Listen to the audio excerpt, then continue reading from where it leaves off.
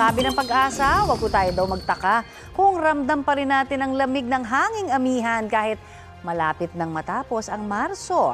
Ayon po sa ahensya, base sa mga datos, karaniwang Pebrero o kaya'y Marso ang termination o pagtatapos ng amihan season at normal lang daw ito. Ngayong 2026, posibleng matapos ang amihan bago pumasok ang buwan ng Abril. Sa buong bansa, 7.5 degrees Celsius ang pinakamalamig o pinakamababang temperatura ngayong amihan season na naitala sa La Trinidad, Benguet nitong March 13. 7.1 degrees Celsius naman dito sa Metro Manila, partikular sa Quezon City noong nakaraang linggo.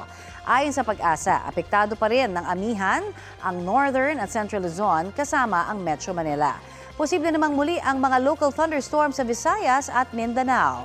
Pinag-iingat po ang mga taga Cotabato City sa posibleng pagpalo roon ng heat index na hanggang 41 degrees Celsius ngayong pong Miyerkules, 39 degrees Celsius sa Zamboanga City, 38 degrees Celsius sa Dumangas, Iloilo, habang dito po sa Metro Manila, posibleng umabot sa 32 degrees Celsius ang heat index, partikular sa Pasay at sa Quezon City.